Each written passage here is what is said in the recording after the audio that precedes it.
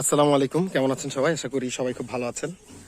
তো এতদিন তো আপনাদের সাথে শুধু আমার যে বাগান আছে, বাগানের যে শাক সবজি গাছপালা এগুলোর ভিডিও শেয়ার করলাম, মাছের ভিডিও দেখাইলাম। তো আজকে একটু ব্যতিক্রম ভিডিও দেখাবো আপনাদেরকে।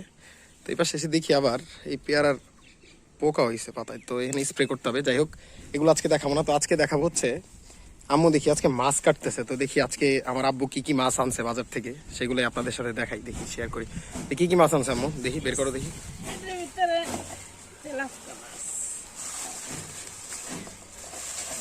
তেলাপিয়া, তেলাপিয়ার সাইজ তো ছোট ছোট একবারে।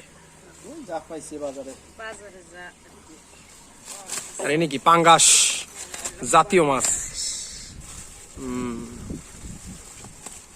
পাঙ্গাস কি তাজা ছিল না আব্বু? তাজা মরা, মানে মোটামুটি আধমরা টাইপের আর কি।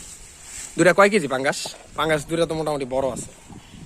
পাঙ্গাস দুইটা কয় কেজি? দুইটা হইলো 7 কেজির মতো।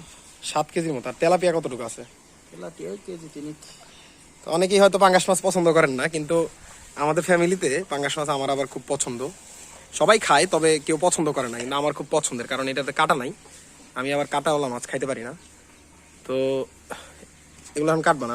এর খাইছে কি সেটা? এই যে না, এটা হচ্ছে আমাদের বাসার বিড়াল। তো ওই আসলে মাছ এটা খেয়ে ফেলছে, তাই না নিতে চাইছিল, তো নিতে পারে না এক পর্যায়ে। তো এগুলা ই করবো না আম্মু, এগুলা ঘষার জন্য ডুমরা পাতা লাগবে না? তো ডুমরা পাতা নিয়ে আসি। কোন সাইডে আছে ডুমরা পাতা? ওই দুই পাশে না? তো পাঙ্গাস মাছ ঘষার জন্য ডুমরা পাতা লাগবে, মানে ডুমুর গাছের পাতা। এটা দিয়ে ঘষলে মাছটা হচ্ছে আপনার সুন্দর মতো পরিষ্কার হয়। তো সেটা নেওয়ার জন্য যাইতেছি। ওই যে পাশে যাবো, আমাদের বাউন্ডারির ভিতরে যে আপনার গাছগুলা আছে ওইখান থেকে কিছু নিয়ে আসবো। তো আসলে মহান আল্লাহ তাআলা পৃথিবীতে যা কিছু বানাইছেন সবকিছুই আসলে মানুষের কোনো না কোনো কাজে লাগে আসলে। এখন বলবেন যে, অনেকে হয়তো না বুঝে বলবেন যে সাপ তাহলে আল্লাহ কেন বানাইছে? সাপও আল্লাহ তাআলা মানুষের কাজের জন্যই বানাইছে। কারণ সাপের বিষ দিয়ে অনেক ধরনের বড় ধরনের ওষুধ বানানো যায়, অ্যান্টিবায়োটিক তৈরি করা যায়। সো সবকিছুই আসলে আল্লাহ কোনো না কোনো মানুষের উপকারের জন্যই তৈরি করছে। তো এই যে এটা হচ্ছে, যারা চিনেন না, এটা হচ্ছে আপনার সেই গাছ যেটা দিয়ে ঘষা হয় মাছ টাছ। এটাই লাগবে এখন। আমার ফোনের চার্জই হয়তো শেষ হয়ে গেল। তো এই যে দেখেন নিচ্ছি, এগুলো মোটামুটি বেশ কিছু। গাছটা একবারে লতা পাতা দিয়ে ভরে গেছে একদম, বেশ আসা হয় না, পরিষ্কার করা হয় না ঠিক মতো। তো মোটামুটি এতটুকুতে এগুলোতে হয়ে যাবে। তো এই হচ্ছে আজকের বিষয়। তো যেটা বলতেছিলাম যে আল্লাহ তাআলা সবকিছুই মানুষের কোনো না কোনো কাজের জন্যই তৈরি করছেন। তো এই দেখেন আমাদের পেঁপে গাছ, এর আগের ভিডিওতে হয়তো দেখছেন আপনারা, মোটামুটি বেশ ভালো রকমের পেঁপেই ধরছে আমাদের গাছে। তো আম্মুকে আগে এগুলো দিয়ে আসি, তারপর হচ্ছে কথা বলি। এই না আম্মু ডোরা পাতা, এগুলোতে হবে না? রাখবো এমনকি এগুলো দিয়ে ঘষবা?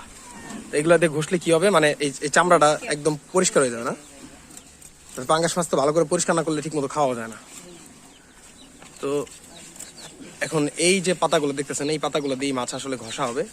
ঘষে পরিষ্কার করে একদম মানে ই করে দেওয়া হবে।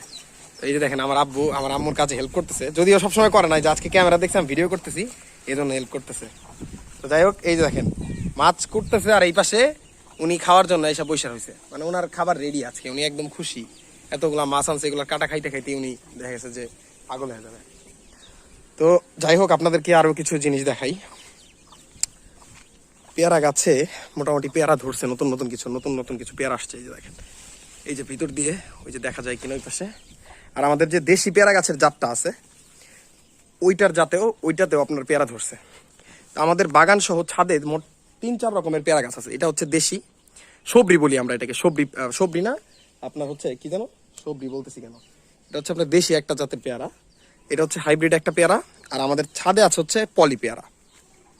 তো মোটামুটি সব ধরনের পেয়ারাই আছে। আমি রাখার চেষ্টা করি, সবসময় চেষ্টা করি যে আসলে সবগুলা জাতি যাতে দু একটা রাখা যায়।